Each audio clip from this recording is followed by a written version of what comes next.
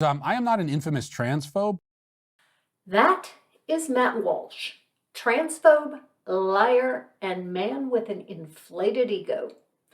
If you have any heavy objects nearby, it might be a good idea to move them out of reach so you aren't tempted to throw them at the screen while you're watching this one. Let's have a chat.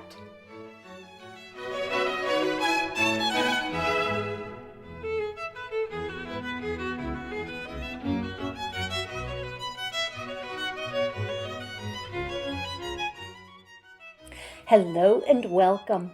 I have a new patron. Welcome to the family, Daniel Martin. Today we are looking at transphobe Matt Walsh.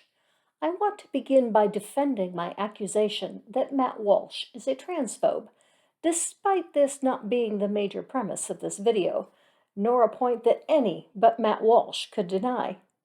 In a recent video, Matt Walsh took issue with being called a transphobe by Samantha Lux. He explained that he is not a transphobe because he is not afraid of transgender people. Also, by the way, I appreciate being called infamous, and I won't take any issue with that label. But I am not an infamous transphobe because I'm not a transphobe at all. And when I say I'm not a transphobe, I'm not saying it to gain your approval or to convince you that I'm not bigoted. Yeah, I couldn't give less of a damn if you think that I'm bigoted or not. I mean, it doesn't matter to me. I am instead concerned with definitions. And the definition of phobia is irrational fear. I'm not afraid of trans people. If I was, I wouldn't spend so much of my time saying things that I know will make you angry. Yet his own definition of phobia, an irrational fear, does apply to his fear of transgender ideology, as he himself admits just a few seconds later. My fear, and it is not irrational, is of the effect that trans propaganda has on society, and especially on kids. So he admits that he has a fear of transgender ideology, but claims that he isn't a transphobe because he believes his fear to be well-founded rather than irrational. The problem comes from Matt being under the delusion that transgender ideology is about getting kids to be transgender. If anyone is actually doing this, they would be an outlier, defying the ideology of the primary purpose, which is to get people to be accepting of others for who they are, not demanding that another identify the way you think they should identify. If allowing people to be who they are and to self-identify is in any way threatening to you, Matt, then you most definitely have an irrational fear and are, by your own definition, a transphobe. Next, I want to focus on the absolute hypocrisy that is Matt Walsh. He claims that he cares about truth. I care about the truth. So basic truth matters. I want to live in a society where people care about the truth and we're grounded in truth. But does he? Matt Walsh recently decided to do a documentary exposing the lies of transgenderism. He wanted to have real transgender people in the documentary. So he was forthcoming in inviting people on to express their views so he could refute them with his rational thought, right? No. He tried to lure transgender spokespeople in with false pretenses. Eli Ehrlich exposed the plot. So, Matt Walsh's blog crew is trying to trick trans people into joining a fake documentary. His producers set up a whole front organization, Gender Unity Project, and tried to recruit me into his anti-trans documentary. Here's the wild story of how it went down. It started with an email from the Gender Unity Project a couple weeks ago. They claimed that they were doing a film on the trans community and gave me names of well-known trans individuals and surgeons that they had interviewed. It all seemed normal at first. I even talked to the producer, McKenna Lynn Waters, on the phone beforehand. She sounded like a well-meaning cis film graduate who was just curious about the trans community. She claimed the documentary was self-funded. I was suspicious because she had finished college recently, but figured she was just rich. Later, she told me the person they were interviewing in Chicago suddenly canceled. This happens, but it is still sus. Then she offered to fly me to Arizona. Again, the surgeon they were interviewing wasn't responding to them. Then finally Nashville, where Matt Walsh lives. They sent me a release form this morning, which, strangely, didn't have the name of the company on it. So I looked up the Gender Unity Project. It used a registered agent to shield its owners. It's dubious, but sometimes registered agents simply make it easier to incorporate. Then I looked McKenna Lynn up. Her name didn't show up anywhere. After some heavy searching, I realized that she used her middle name in our emails. I found the IMDb page with her real name, McKenna Waters. It turns out she's Matt Walsh's producer. That's not a red flag. That's a gun to your face. She wasn't just a crew member for his show. She worked on over 200 episodes. I finally found her Twitter, at Movieaholic27, which features videos of Walsh and Shapiro doing their usual BS. I decided to look closer into Gender Unity Project. After searching its state registration number, I learned it was registered to Justin Folk, a far-right documentarian who works for Matt Walsh and PragerU. This year, Matt Walsh declared his assault on gender ideology. This is only the tip of the iceberg. Who knows how far he and his followers will go to attack, demean, and dehumanize trans people. So if you're contacted by these slimy assholes, don't respond. The last thing we need right now is another gotcha anti-trans documentary. Stay alert and take any media personalities with a grain of salt. And they say we're the ones tricking people? Your move, Matt Walsh blog. Next, the producer deleted her Twitter and the fake organization creator locked his account almost immediately after I tweeted this. They silently confirmed that this is Matt Walsh blog production. Then this, Elena McLaughlin, they approached Me Too. I'm beginning to think that Matt Walsh needs his own Me Too movement, because this isn't the last one. The fake trans organization Gender Unity Project tried to recruit a parent and trans child to an anti-trans documentary. Imagine stooping as low as Matt Walsh blog and going after a 14-year-old. The email says, I must be honest as I don't want to mislead you. Really? Is there anything honest in the entire email other than that the entire crew is cis? We felt it was necessary to include people on the other side so we don't get accused of being anything but partisan. Even if this was true, which it obviously isn't, if your intent is to educate about a particular view, you don't need to present opposing views.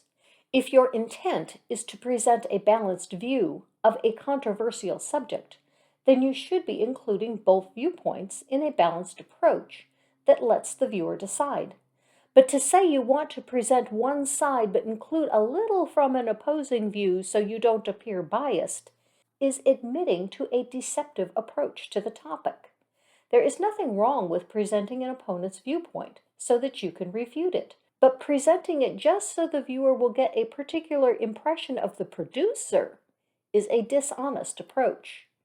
They have admitted here that they are being deceptive in this so-called documentary, as they want to appear to be unbiased, but still present a biased view. This alone should be enough of a red flag that even if this documentary intends to educate people on the issues faced by trans people, it isn't being done well or by people who care at all about truth or honesty. Such a show isn't worth making, even if it does support your side. This article from the Daily Dot also reported the story, describing Walsh as a right-wing commentator who spent years attacking transgender people and anyone else who doesn't conform to his idea of proper sexual preferences, gender expression, and identity. An accurate description. Yet, while Matt claims that his problem with transgender ideology is, I care about the truth. So basic truth matters. I want to live in a society where people care about the truth and we're grounded in truth. Right. I care about children, and these insane ideas about gender are being foisted on kids, and that bothers me quite a bit. I care about the women who are having their opportunities stolen from them. I care quite a bit, yeah. I let him finish even though that last portion is beyond the scope of this video. I wanted it to be clear that I didn't cut anything where he explained his position further with regards to his claim about children. How can a man say that he cares about truth and cares about not foisting a particular view of gender on kids while using a deceptive means to try to get a trans child into a show where his intent is clearly just that, to foist his view on kids? Now, it's possible that Matt is completely in the dark. He is unaware of what his producers are doing, and he's just the spokesperson, saying what he is told to say. But if you actually think that's the case, there's a piece of real estate I own that I'd be interested in selling to you. Matt also has a seriously overinflated view of himself. Earlier in that same video, My view is extreme. Okay, so the view that every single person on Earth has held up until 15 seconds ago is extreme, and the view that almost everyone does right now still hold is extreme. I'm wondering why Matt thinks that every person on the planet agreed with him until 15 seconds ago when this professor explained the difference between gender and sex. It also makes no sense that Matt thinks that all this changed 15 seconds before he gives his answer. I mean, Professor Denbo did do a good job of explaining the difference, but that somehow changed minds that up until then were all in agreement with Matt? Matt's self-aggrandizement continues in his video where he responds to Samantha Lux as well, where he describes himself as None other than the leading LGBT children's author on the planet, yours truly. the one point that Matt cannot seem to get through his skull is that trans people don't want to make him or anyone else transgender. They just want to be accepted for who they are. Evidence of Matt's irrational fear is in this statement from that same video. Perhaps this will be a point-by-point rebuttal. Perhaps evidence and science and logic and bulletproof moral arguments will all be marshaled. And by the end of the video, I will have completely changed my mind, realized the error in my ways, repented of my anti-trans beliefs. Maybe even because of this video that we'll watch together, I will become trans myself. Matt claims that what he intends to expose about the trans community will make the Dr. Phil interview look tame by comparison. Matt's claim of a big win in the Dr. Phil interview was because the other guests do not define what is a woman. Well, this is one of the problems with this left-wing gender ideology, is that no one who espouses it can even tell you what these words mean. Like, what is a woman? Well, Can you tell me what a woman is? no, I can't. Because it's not for me to say. Womanhood looks different for everybody. Yet while Matt claims the trans community saying woman is a term that is self-defined is not an acceptable answer, he gives essentially the same answer himself. What do you define a woman as? An adult human female. And what does a female mean? Well, how that's do you define a female? someone with female reproductive organs.